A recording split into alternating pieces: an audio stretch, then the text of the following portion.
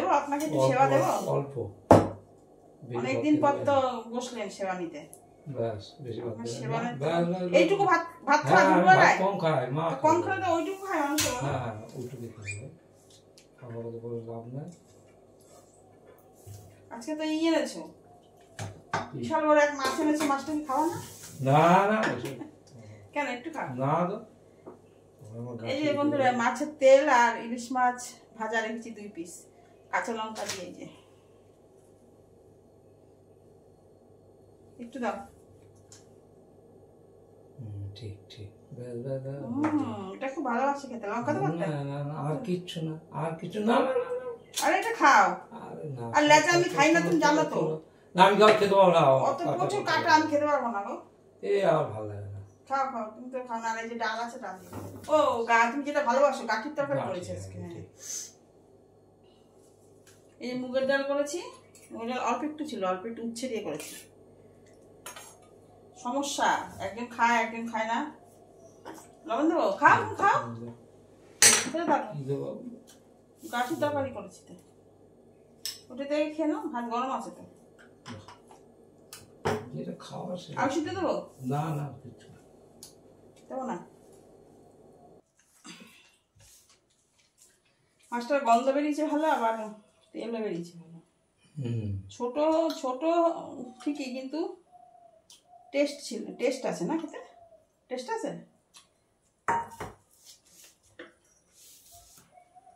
আর বড় মাছের যা দাম এখন, ছোটই খাই। এই মাছ তাই 500 টাকা কেজি, বুঝেছো? আর বড় তো 1000-1200, বলো তাহলে সম্ভব আমাদের মতো মানুষের খাওয়া? ইলিশ মাছের গন্ধ তো আছে, আবার কি আছে, গন্ধটাই মেন, তাই না বলো? ইলিশ মাছ ভালোবাসে না এমন মানুষ খুবই কম, তাই না? কিন্তু আমার ছেলে ইলিশ মাছ দেখলেই তার মাথা গরম হয়ে যায়। ইলিশ মাছ একদম সহ্য করতে পারে না। ওই ইলিশ মাছ আনলে আমাদের হয়ে যায় সমস্যা। উনিও খুব একটা পছন্দ করে না। এই লেজাটা তো জোর করে দিলাম, আমার লেজা আমি খেতে পারবো না, প্রচুর কাটা লেজায়। আমার তো ভীষণ প্রিয়।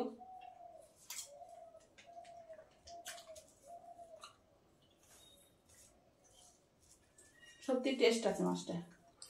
এগুলো হচ্ছে কাঁচা মাছ, এগুলো হচ্ছে কোলেস্ট্রলের মাছ না, ওই জন্যই খাওয়া যায়। কি দেবো? ডাল খাবো না? কাঠি দিয়ে দেবো? ডালটুকু নিয়ে আমার নষ্ট হবে, তেল দিয়ে খাওয়া গেছে না না, দিয়ে দেবো, কাঠি দিয়ে দেবো।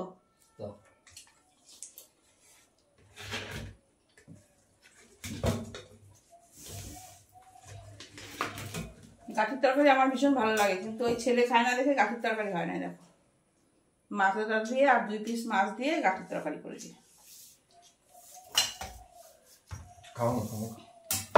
ও ভালোবাসে গাঠির তরকারি, কিন্তু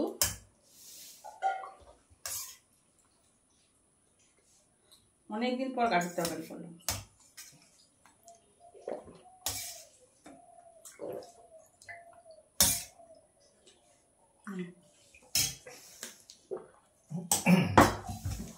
চালিয়ে দাও সুইচটা দিয়ে, হাত দিয়ে। ইলিশ মাছের তেল আর ইলিশ মাছ ভাজা হলে আর কিছু লাগে না, দিয়ে খাওয়া হয়ে যায়।